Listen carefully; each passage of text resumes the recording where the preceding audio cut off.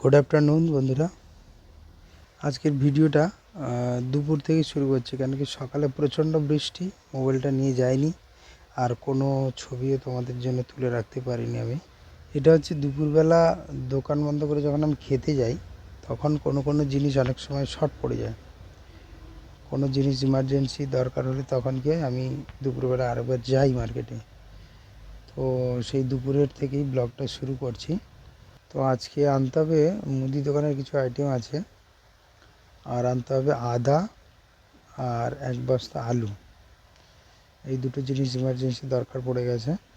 আলু আর চাল এই দুটো আজকাল আনা যাচ্ছে না সকালবেলা, কারণ প্রায় দিনই হচ্ছে কি ভোরবেলা থেকে বৃষ্টি শুরু হয়ে যাচ্ছে, আর চালটা তো ভিজে যাবে, আর আলুটাও যদি ভিজে যায় সেক্ষেত্রে হয় কি একটু তাড়াতাড়ি পচে যায়। সেই জন্য আলু আর চাল এই দুটো জিনিস প্রায়ই আনতে পারছি না, মানে সকালে আনা হচ্ছে না। তো একটা কাস্টমারের 10 কিলো চালের একটা অর্ডার ছিল, তো ওকে তখন 3 কিলো দিয়ে দিয়েছিলাম, আর 7 কিলো দিতে হবে। পাশাপাশি কাস্টমার রেগুলার আসে প্রায়, তো ওর এই 7 কিলো চালটা দিতে হবে। আগের বস্তা অল্প ছিল, বিক্রি হয়ে গেছে, তাই এবার নতুন বস্তা নিয়ে এসে ওজন করে তাকে দিলাম। দোকানের সবথেকে দরকারি আর ঝুঁকি কাজ একটা হলো পেঁয়াজ বাছা। পেঁয়াজ যদি না বাছি তাহলে দেখা যাচ্ছে বিক্রি কম হচ্ছে, কম মানে খুবই কম।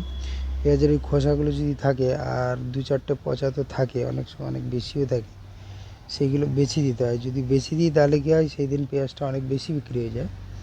আর যদি সময় না পাই, হয়তো এমনিই ঢেলে দিলাম বস্তা খুলে, সেক্ষেত্রে কী হয়, পেঁয়াজটা বিক্রি হয় না, মানে অনেক কম বিক্রি হয়। আমার দোকানে রিসেন্ট দুটো কাস্টমার হয়েছে, একটা ওই হোটেল আর পাশে একটা নার্সিংহোম রয়েছে।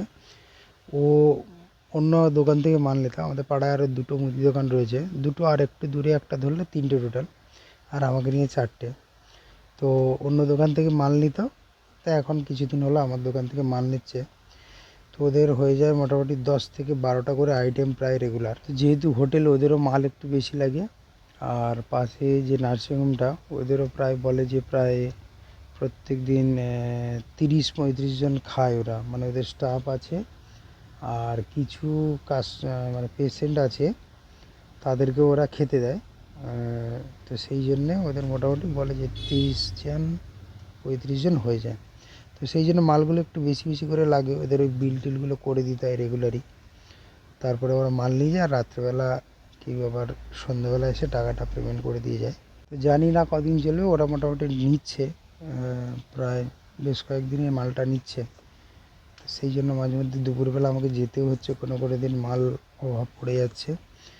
দুপুরবেলা যখন আমি 2-2:30 কখনো 3টে নাগাদ যখন দোকানটা বন্ধ করি, তখন আবার ওই এক্সট্রা যে মালটা লাগছে সেটা আবার আনতে যেতে হয় বা যাই। তো আমাকে একজন কমেন্ট করে একজন বলল যে, বাবিদা তুমি সবসময় তোমার ভিডিও দেখাও, আর দোকানে কোনো কাস্টমারের ভিডিও কখনো কই দেখি না। তো দেখো না, কারণটা হচ্ছে কি, যে যাতে একটা নিজস্ব প্রাইভেসির ব্যাপার থাকে।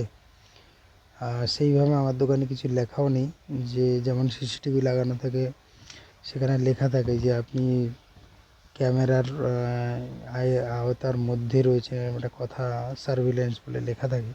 তো আমার দোকানে সেরকম কিছু নেই, কারণ আমার সিসিটিভি নেই। তো উইদাউট পারমিশন কোনো কাস্টমারের ছবি দেওয়াটাও আমার ভিডিওর মধ্যে ঠিক নয়। তবে আমি রাস্তায় যখন কোনো বাজারে টাজারে যাই বা বাজার থেকে মালপত্র নিয়ে আসি, সেই সময় কিছু ছবিতে অন্য লোকেদের ছবি ওঠে, সেটা করা যায়। কিন্তু যখন ব্যক্তিগত কারোর দোকানে উইদাউট কারোর পারমিশন কারোর ছবি এইভাবে দেওয়া যায় না। তো সেই জন্য আমি যখন কাস্টমার না থাকে ফাঁক পাই কিছু সময়, সেই সময় ম্যাক্সিমাম ভিডিওগুলো তুলি, তাতে কাস্টমারের ছবিটা আসে না, কেবল আমাকে আর দোকানকেই দেখা যায় এই কারণে। তবে হ্যাঁ, এর মধ্যে একটা কাস্টমারের ছবি আমি মাঝে মধ্যেই দেখাই, সেটা হচ্ছে সারফারাজ। ও আমার পাশে, ওদের সোফার দোকান, ও অ্যাকচুয়ালি ওর মামার দোকানে কাজ করে।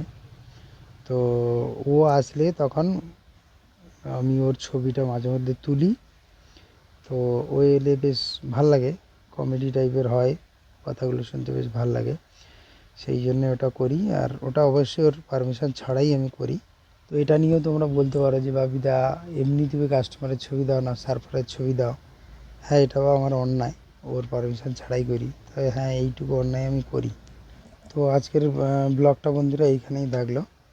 ব্লগটা এখানেই শেষ করছি। প্রত্যেকে ভালো থেকো, নিজের যত্ন নিও এবং পরিবারের খেয়াল রেখো। নমস্কার, দেখা হবে পরবর্তী কোনো ব্লগে।